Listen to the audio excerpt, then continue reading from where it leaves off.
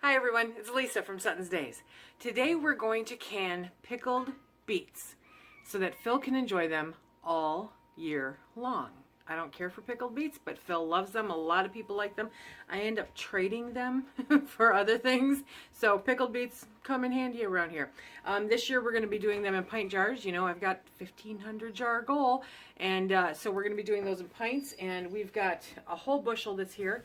And we're going to go through the whole process so that if you've never done it before, you can see how to do it. If you have done it before, maybe I do it a little bit different. You never know. So let's get started. So for efficiency, I don't know if you can see it here. I've got a big stock pot down in the sink. I've got a smaller one that's up here. And I've got this half bushel of beets. So I'm going to dump these, or start to dump some of them. These are fresh beets. They're dirty. They come with dirt, our very own dirt. So we're going to give them a good hosing off, and then we're going to put them into the pots. Now, the deal with putting them in the pots is you want to grab the biggest ones. You just give them a good hosing down. You want to put the biggest ones on the bottom. You want to make sure when you cut them that you leave the stems up there, otherwise they bleed out. Okay? But put the bigger ones on the bottom, smaller ones on top. There we go.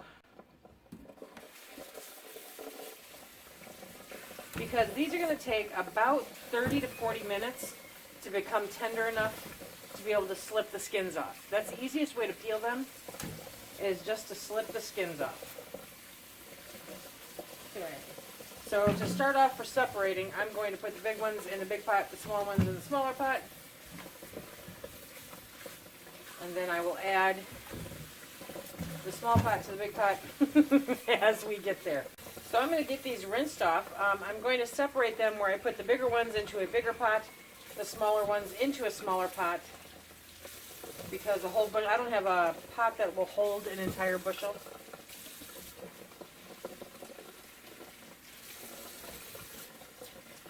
So that might make it a little easier on me.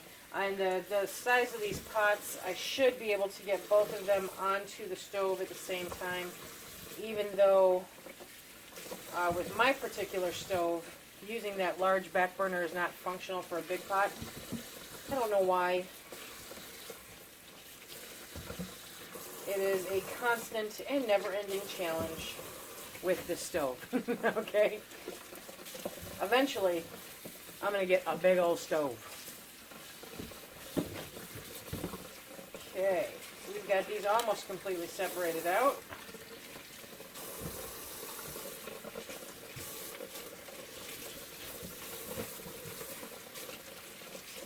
Okay, fill this up. So the big pot is almost full.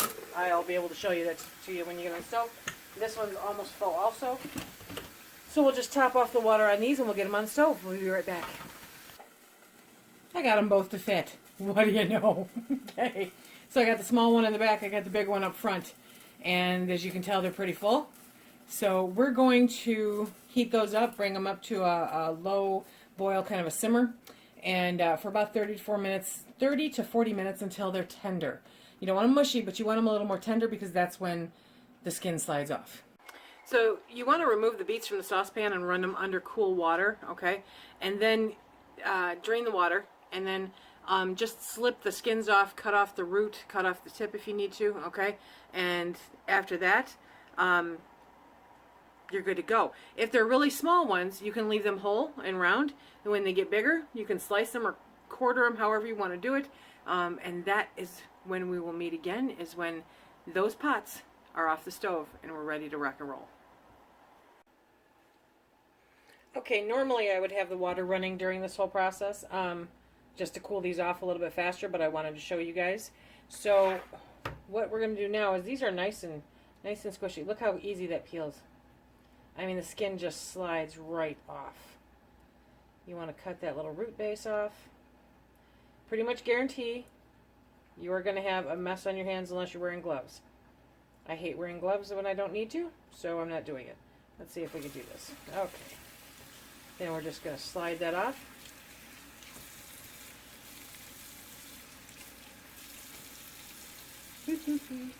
Look at that. Look at that. Beautiful, just beautiful. So I'm going to go through and cut the rest of these up. Now this one's a nice big size, so I'm actually going to slice it. Look at how quickly that goes through. And it can be kind of slippery, so you want to be careful with your knife. And you don't need a knife. I mean, just really, you could almost do this with a spoon. But I like having the knife because it just takes me from one part of the process to the next. There's no hunting around and changing tools.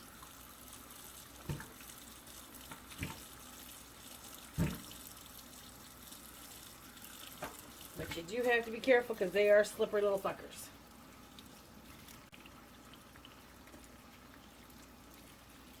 Now around the top where this part is, you'll notice it's a little bumpier, it's a little harder. I'm not sure what exactly it's called. It is, you should get right on, you should get underneath that. That may be the hardest part sometimes to get off, is because it, I'm not even sure what it's called, you guys, but it sticks on there pretty good. And it helps to hold the skin on there, apparently. And so sometimes if you don't get it off, you may fight with the skin a little bit more than you had wanted to. Okay, I have all of the beets peeled and sliced, and they're sitting over to the side in some cool water while I get this going. So for the pickling juice, okay, I'm going to do this recipe, and this is 2 quarts of white vinegar. It's it's 5% acidity. You want to make sure that you want to read the label and make sure that that is what's on there is 5% acidity. It's very, very important. And then you're going to need whole cloves. And it just so happens I have some here. So you do a 1/4 cup, maybe a little extra. Okay. So 1/4 cup of cloves. And then you're going to do 2 cups of white sugar.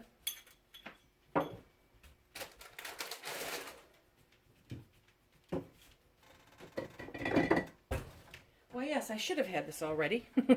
But, well, this is kind of like trying to control a circus full of monkeys, because I've got a few different things going. I just pulled all of the, I won't get ahead of myself. Okay, so a total of 4 cups of sugar. I forgot I'm doubling this recipe. 4 cups of sugar.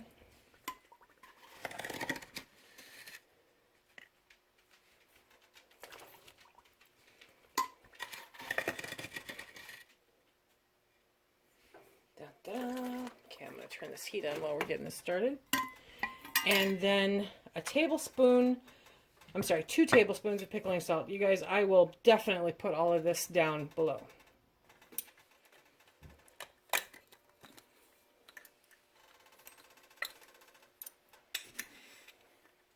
2 tablespoons of pickling salt. Okay, we're going to heat that up, get it up to a nice boil, get it all stirred up. And in the meantime, we are going to start filling these jars. Okay, so for the pickled beets, I decided to pull out the wide mouth jars because the plain beets that I pickled, or that I pressure canned, were in small mouth jars, and I want to be able to easily distinguish what we've got going on here. Okay, what I also want to add in is I want to add in an equal amount of beet juice as I did vinegar. And the beet juice is the water that it's sitting in. It's beet water, guys. The water that the beets are sitting in. Now, I won't use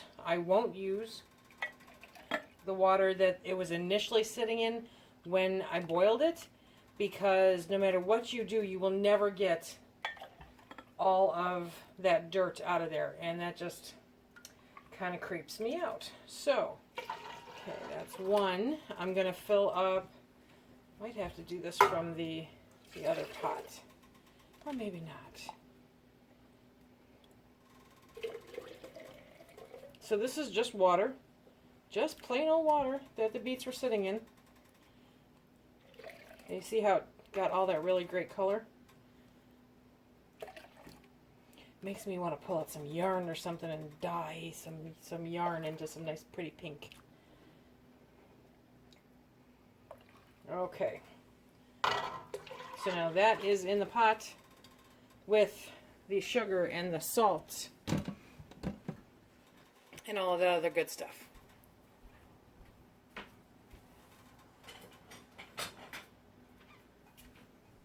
So now we are going to begin filling the jars. Now, we are not pressure canning these, so these must be sterilized jars, okay? I just pulled them out of the dishwasher, short of moving them a couple times in order to set this up. They are fresh, they're still hot out of the dishwasher. So you want to make sure they're sterilized jars. And then on the stove, I'm going to quickly throw on a pan with some water with my lids. Poof! Magic! Okay, so again, these are water baths. These are going to be water baths. These are not going to be pressure canned. So sterile jars, all of that protocol flies. If you are brand new to canning, please look that up and check it out. Okay, so now I'm going to fill the jars. Now some people put a clove or two into the jars themselves. And depending on what I'm doing, you know, I flip back and forth on that.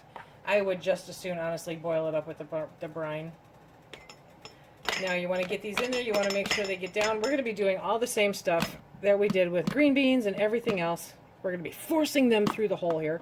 No, we are going to, we're going to fill the jar to within an inch of the top. Give it an inch headspace. Nothing's ever easy.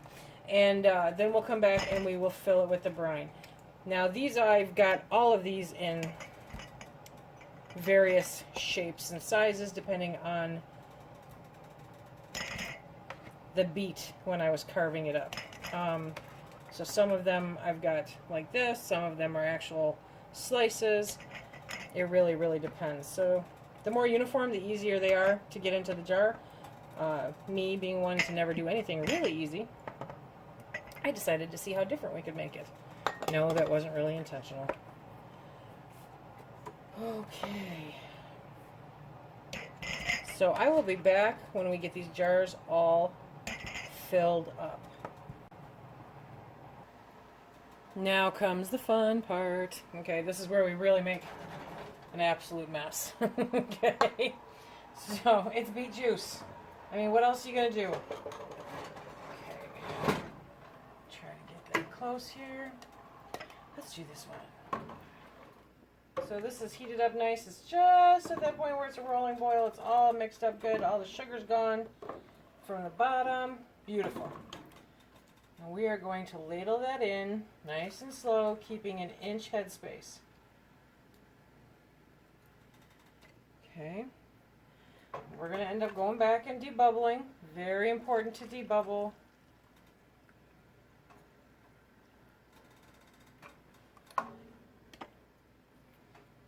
I will admit, this smells really good.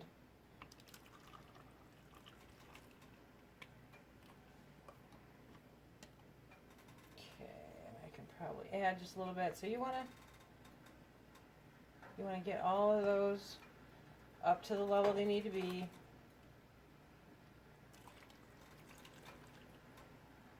You want to try to pack those beets in there as best you can without mushing them. Mushy beets are like mushy green beans. Yuck. So I went back and I kind of pushed them down in there a little bit.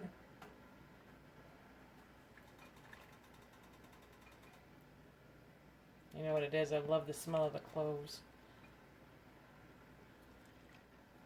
Okay.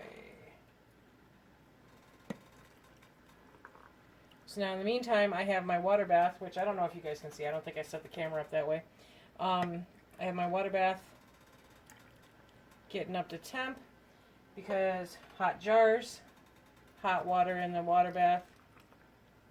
We want to make sure that's really close to boiling by the time we get these in there.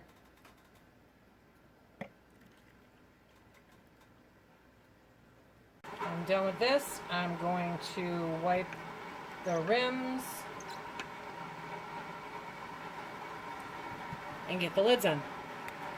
Erring on the side of caution, I decided that these started to look a little bit too full. So I'm removing like a beet from just about every jar to get those down to a respectable level. I don't want these failing, plain and simple. So if they're too full, then it's going to be an issue. I'm pulling one out of every jar, I can fill a whole nother jar. Okay, now we're going to get those wiped off. I hate to feel like I feel like I'm repetitive on all of these steps, but while I'm not going to say 100% do exactly what I'm doing, these steps are important. They are important for a successful canning session. Okay. Now we're going to get these on here.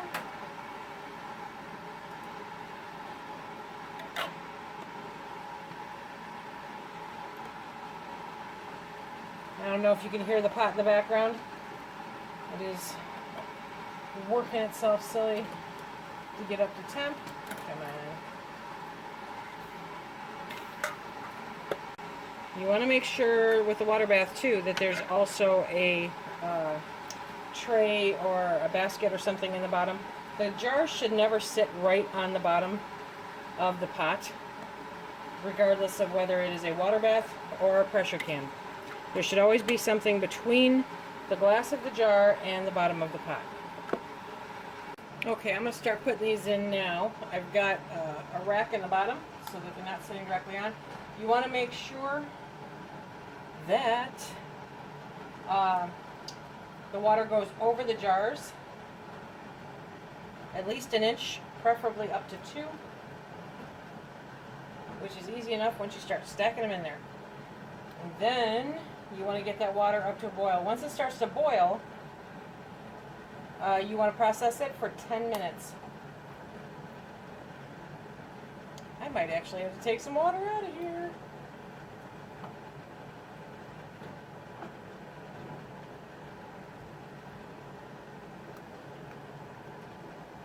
Okay, I can fit 7 wide mouth pint jars in there.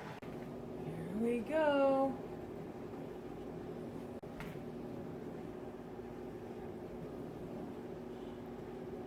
These are all coming out nice. I got 7 in the first canner load, so that means I have at least 2 more to do right now. I don't know if you can hear the dishwasher going in the background. That is because I needed to sterilize more jars. Remember, I still have another half bushel to do. So much fun. Okay. So I'm going to put the directions in the description below.